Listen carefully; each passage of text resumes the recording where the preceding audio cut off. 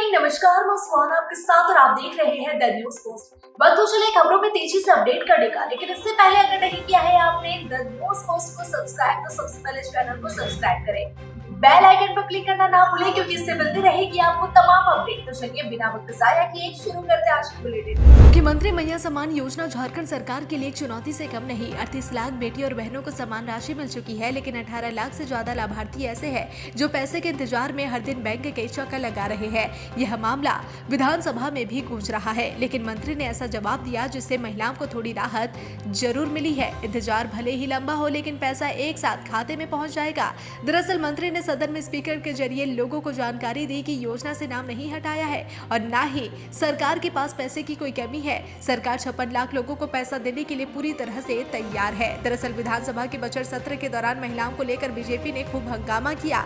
नेता प्रतिपक्ष बाबूलाल मरांडी से लेकर भाजपा विधायक नवीन जायसवाल और पूर्णिमा दास तक सभी ने सदन में सरकार से जानना चाहा कि 18 लाख महिलाओं का क्या दोष था, क्या उन्हें वोट बैंक के लिए इस्तेमाल किया गया। इस पर मंत्री चमरा लिंडा ने सदन के माध्यम से आम लोगों को जानकारी दी कि 18 लाख से ज्यादा महिलाओं को पैसा नहीं मिला है। इसमें आधार कार्ड लिंक की समस्या है। जैसे ही ये समस्या दूर हो जाएगी, सभी को पैसे भेज दिए जाएंगे। जब से झारखंड में मैया सम्मान योजना लागू हुआ है, तब से झारखंड के तमाम युवा सरकार से उनके लिए भी ऐसे ही योजना की मांग कर रहे थे। इस बीच पक्ष और विपक्ष ने भी कितनी बार इस चीज को लेकर बातें की, तो कितने मीम्स भी बने, लेकिन अब हाल ही में सरकार द्वारा एक नई योजना की शुरुआत करने की घोषणा की गई है। आपको बता दें कि जिसका नाम युवा साथी योजना है। इस योजना के तहत राज्य के युवाओं को हर महीने 2000 रुपए मिलेंगे। आपको पूरी जानकारी दे तो अगर आप युवा है और पढ़े लिखे हैं, तो सरकार आपको आर्थिक मदद करती है ताकि आप रोजगार की तलाश भी कर सके और आगे की पढ़ाई भी जारी रख सके। जहां युवा साथी योजना के तहत युवाओं को सरकार 48,000 रुपए देगी। इस योजना का मुख्य उद्देश्य युवाओं को पढ़ाई में मदद करना और इसके साथ ही रोजगार की तलाश में परेशान युवाओं को आर्थिक सहायता देना है। झारखंड में फिर से बांग्लादेशी घुसपैठ का मुद्दा गर्म हो गया है। अब मंत्री को ही एक पूर्व विधायक ने रोहिंग्या बांग्लादेशी बता दिया। विधानसभा के बजट सत्र के दौरान सदन के अंदर और बाहर आदिवासियों की जनसंख्या घटना और मुसलमान की संख्या बढ़ने पर विवाद छिड़ा हुआ है। आखिर इसके पीछे वजह क्या है, यह कोई बात नहीं करता। जी हाँ, उसका हल कैसे निकलेगा, इस पर भी चर्चा न होकर एक दूसरे पर बयानबाजी हो रही है। पहले भाजपा प्रदेश अध्यक्ष और सदन के नेता प्रतिपक्ष बाबूलाल मरांडी ने सदन में आदिवासियों की आबादी घटना पर चिंता जताया। साफ तौर पर कहा कि मुसलमान की आबादी बढ़ गई है, जिससे आदिवासी खतरे में आ गया है। इलाके में एनआरसी लागू कर उन्हें बचाने का काम सरकार करे, जिससे सत्यापन हो सके कि कौन भारतीय है और कौन घुसपैठी। मंत्री इरफान अंसारी ने सवाल उठाया और सदन के बाहर मीडिया से बात करते हुए कहा कि झारखंड में एक भी बांग्लादेशी घुसपैठ नहीं है। झारखंड में भाजपा साफ हो गई है, जिसे बौखलाहट में अगर एक भी बांग्लादेशी साबित कर दे तो वह इस्तीफा दे देंगे और राजनीति से संन्यास ले लेंगे। यह लोग सिर्फ हिंदू मुसलमान करके झारखंड को आसान करने की कोशिश कर रहे हैं। 2026 में देश के परिसीमन होने वाला है। ऐसे में कई राज्यों में आरक्षित सीट कम हो जाएगी, तो कई राज्यों में सीट बढ़ भी सकती है। ऐसे में से लेकर झारखंड में अभी से ही घमासान मचा है। आदिवासी सीट कम होने की आशंका से सत्ता पक्ष और विपक्ष दोनों चिंता में साथ आकर एक मामले में केंद्र सरकार के पास जाने की बात करते रहते हैं। जी हाँ, विपक्ष आदिवासियों की घटी संख्या पर सवाल उठा रहा है और साफ बोल रहा है कि अगर ऐसा ही रहा तो आने वाले दिन में कोई भी आदिवासी विधायक नहीं बन पाएगा। गढ़वा जिले के नगर उटारी प्रखंड के गोसाई बाग के मैदान में 2 दिवसीय श्री बंशीधर महोत्सव का आयोजन किया गया। इस महोत्सव का उद्घाटन बुधवार को सीएम हेमंत सोरेन व उनकी पत्नी सह विधायक कल्पना सोरेन, विधायक अनंत प्रताप देव और पूर्व विधायक मिथिलेश ठाकुर ने संयुक्त रूप से दीप प्रज्वलित कर किया।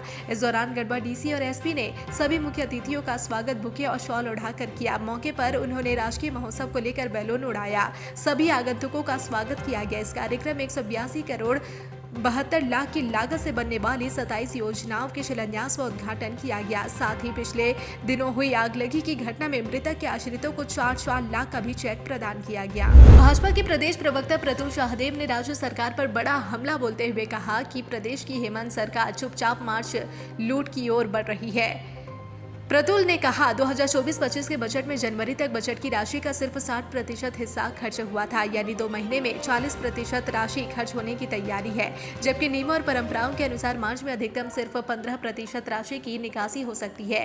प्रतुल ने कहा कि सबसे अफसोसजनक स्थिति विकास से जुड़े विभागों की है, जहां बड़ी संख्या में राशि अभी तक खर्च नहीं हुई है। इसके बंदरबाट की संभावना से इनकार नहीं किया जा सकता। प्रतुल ने कहा कि पहले से जल जीवन मिशन में फिसड्डी चल रही हेमंत सरकार सरकार ने मौजूदा बजट में तो सारी सीमाएं पार कर दी है। फरवरी तक पेयजल विभाग ने योजना और विकास की सिर्फ 10% राशि ही खर्च की है। हालिया संपन्न विधानसभा चुनाव में झारखंड में इंडिया गठबंधन को जबरदस्त सफलता मिली है। लगातार दूसरी बार राज्य में हेमंत सोरेन के नेतृत्व में सरकार बनी है। सरकार बनाने में मैया समान योजना को मास्टर स्ट्रोक माना गया, लेकिन अब उसी मैया समान योजना को लेकर सदन से सड़क तक संग्राम मचा हुआ है। सदन में विपक्ष सरकार को घेर रही है तो विभिन्न जगहों पर मैया सड़कों पर उतरकर सरकार से सवाल पूछ रही है। बुधवार को झारखंड के उपराजधानी दुमका की मैया के सब्र का बांध टूट गया। सैकड़ों की संख्या में महिलाएं प्रखंड कार्यालय पहुंची। दरअसल चुनाव के पूर्व सरकार ने मैया समान योजना की राशि को 1000 से 2500 कर दिया।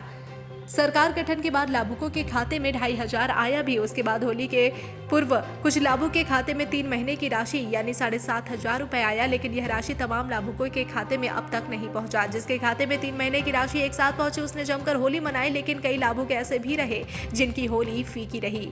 Body builders association of Jharkhand के बैनर तले देवघर के RN बोस लाइब्रेरी में आगामी 23 मार्च को स्टेट लेवल महिला एवं पुरुष बॉडी बिल्डिंग प्रतियोगिता आयोजित की जाएगी। इस प्रतियोगिता में झारखंड के सभी जिलों के प्रतिभागी भाग लेंगे।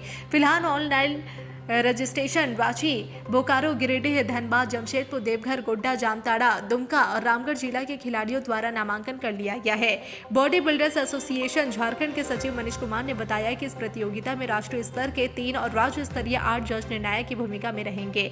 सचिव ने बताया कि कुल 5 कैटेगरी पुरुष बॉडी बिल्डिंग और 2 कैटेगरी पुरुष फिजिक्स जबकि 1 कैटेगरी महिला के बीच प्रतियोगिता होगी।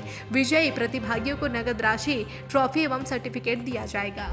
इस साल मार्च महीने में ही पानी की समस्या हो रही है, जिसे देखते हुए मानगो नगर निगम के द्वारा टैंकर से पानी सप्लाई की जा रही है। इधर मानगो क्षेत्र में 15 नंबर वाटर ट्रीटमेंट प्लांट से पानी की सप्लाई की जाती है। पिछले कई दिनों से गंदे पानी की शिकायत मिल रही थी, जिसके बाद पश्चिम विधानसभा के विधायक सरयू राय 2 दिन पहले देर रात वाटर ट्रीटमेंट प्लांट पहुंचे और प्लांट का निरीक्षण किया।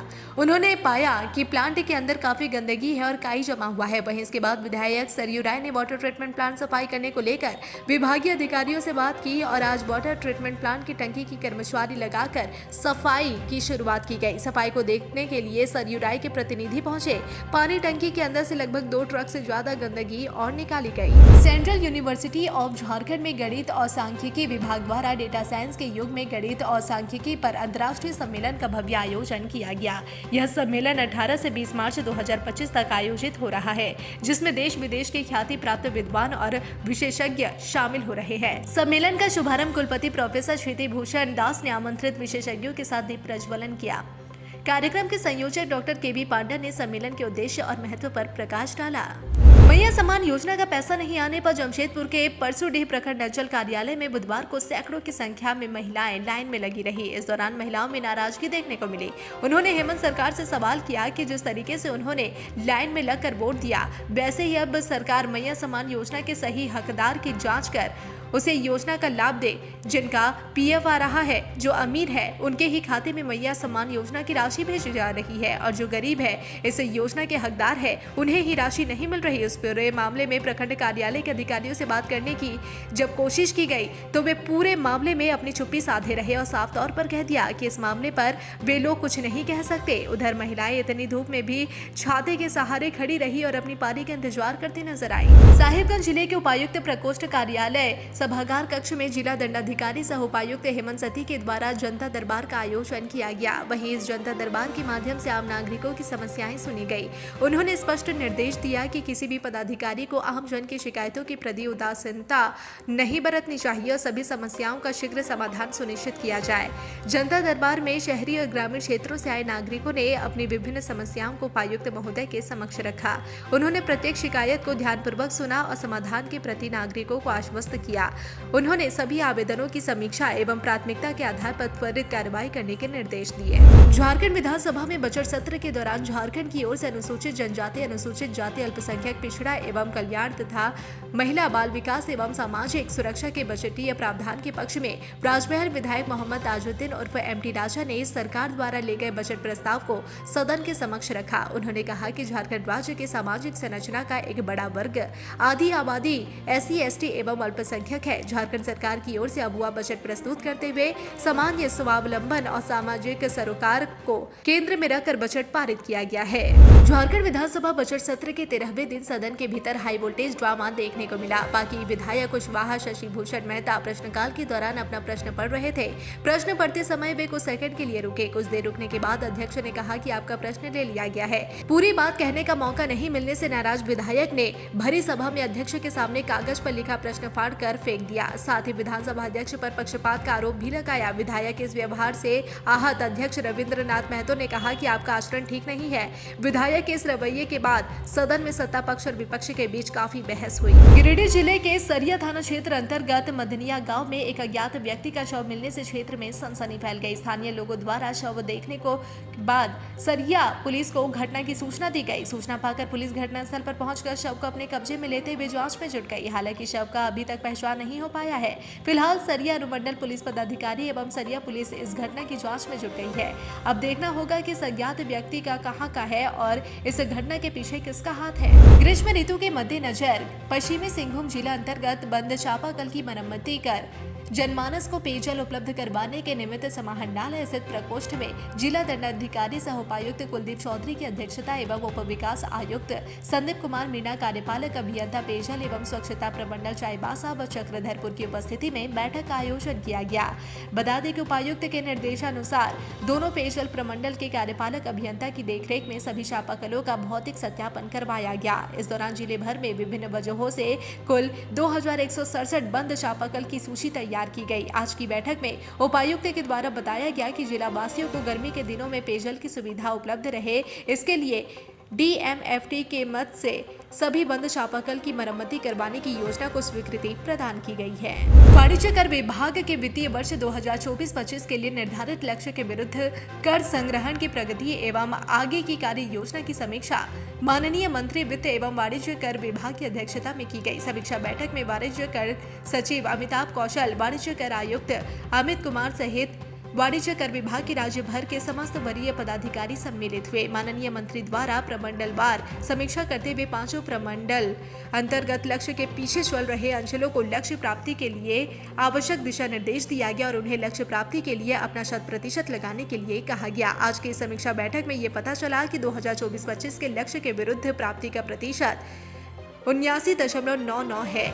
विदित हो कि वर्ष 2024-25 झारखंड राज्य के लिए चुनावी वर्ष रहा है। राजद एवं यादव समाज के प्रतिनिधि मंडल झारखंड सरकार के श्रम मंत्री संजय यादव से विधानसभा मंत्री चैम्बर में मुलाकात कर विगत दिनों नामकुम खटाल में जोरार बस्ती के लोगों से हुई मारपीट घटना को लेकर विस्तार से चर्चा की गई। वार्ता के दौरान राजद और यादव समाज की ओर से कैलाश यादव, अनीता यादव, बबन यादव, रंजन यादव, मदन यादव, श्यामदास सिंह यादव, अभय सिंह, डॉक्टर मनोज कुमार समेत अन्य लोग मौजूद थे। वार्ता के दौरान मंत्री संजय यादव को बताया गया कि नामकुम थाना प्रभारी मनोज कुमार और डीएसपी अमर पांडे पुलिस टीम के साथ खटाल परिवार के निर्दोष लोगों को परेशान करने के दृष्टिकोण से अपराधी की तरह धरपकड़ कर एक धमकी के साथ दहशत फैलाने का काम कर रहे हैं। वार्ता में सभी बातों को सुनने के बाद श्रम मंत्री संजय यादव ने इस विषय पर राज्य के सीनियर एसपी चंदन सिन्हा से दूरभाष पर बात कर बेकसूर लोगों को परेशान नहीं करने की बात कही और पुलिसिया कार्रवाई एक तरफा न कर